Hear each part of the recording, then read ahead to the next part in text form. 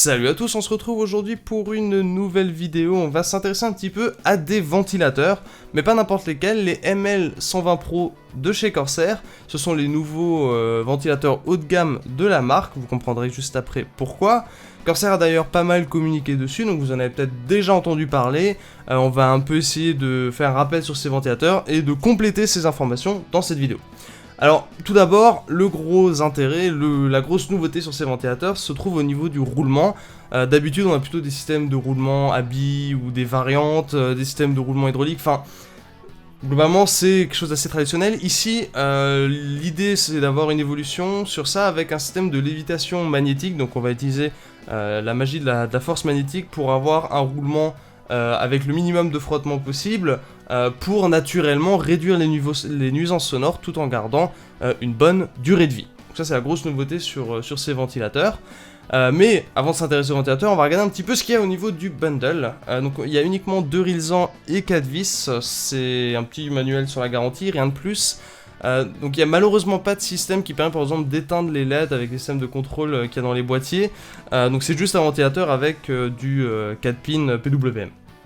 Alors au niveau de l'aspect général, on a les pales transparentes sur les versions à LED, un contour noir et les coins dont la couleur varie en fonction du modèle que vous avez choisi. Ce qui est excellent après, c'est au niveau de la qualité de fabrication et de la rigidité du ventilateur. Ils sont assez lourds en fait, étonnamment, ce qui est un bon signe, et extrêmement rigide, extrêmement bien construit. La qualité de fabrication, il n'y a strictement rien à redire. Et ça c'est principalement dû au renfort qu'il y a sur les côtés. Et au niveau des coins, donc je disais en fonction de la couleur que vous avez, ces coins changent. Et la partie grise que l'on peut voir va un peu absorber les vibrations. On va maintenant regarder un petit peu en fonctionnement ce que donne ce ventilateur. Et pour ce faire, on va naturellement éteindre la lumière, brancher la prise 4 pins sur une carte mère en PWM et voir ce que ça donne. La première chose qu'on remarquera, ce sont les 4 LED qui s'allument, qui éclairent super bien le ventilateur, vu que les pales sont transparentes, donc visuellement rien à redire, même si on n'a plus ce cerclage rouge qui fait tout le tour comme sur les précédentes gammes. Après, c'est bien beau ce rétroéclairage, mais à la base on était plus là pour voir si ce système de lévitation magnétique apportait quelque chose. Alors, tester la longévité, ce genre de choses, c'est un peu compliqué, donc moi je me suis plutôt focalisé au niveau des nuisances sonores, en sortant ce petit appareil qui mesure en dB ampères le volume généré. Donc, j'ai naturellement coupé la musique pour faire ce test. Quand il se passait rien, j'étais à environ 40,1 dB ampères, et après avoir allumé le ventilateur à 1000 RPM, je suis monté au maximum à 43,6, sachant que vu que l'appareil est pas très précis, de temps en temps je redescendais à 40,1, donc on est vraiment sur quelque chose de très silencieux, et de moi ce que j'ai pu en entendre de ce ventilateur, sincèrement les nuisances sonores sont excellentes.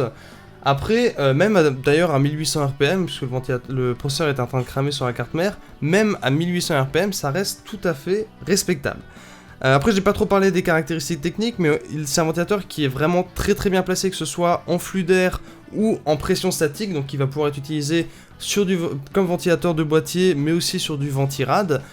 Donc pour l'instant, tout paraît assez rose, tout paraît magnifique, mais il faut quand même nuancer un petit peu ça. On est sur des ventilateurs haut de gamme, comme je disais, donc ils sont très chers, ils sont vendus 30 € actuellement.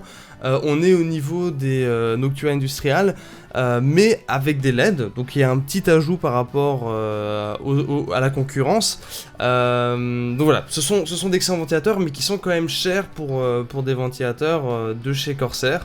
Donc à vous de voir si vous voulez réellement investir dans ces ventilateurs là et pas forcément aller sur des ventilateurs plus traditionnels qui peuvent être vendus 2 fois moins cher avec de bonnes performances aussi.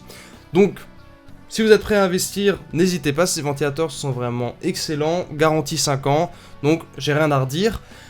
Et moi, je vais conclure là-dessus, donc à vous de vous forger votre opinion. J'espère que la vidéo vous aura plu. N'hésitez pas à vous abonner pour être informé des prochaines vidéos, et on se retrouve très bientôt.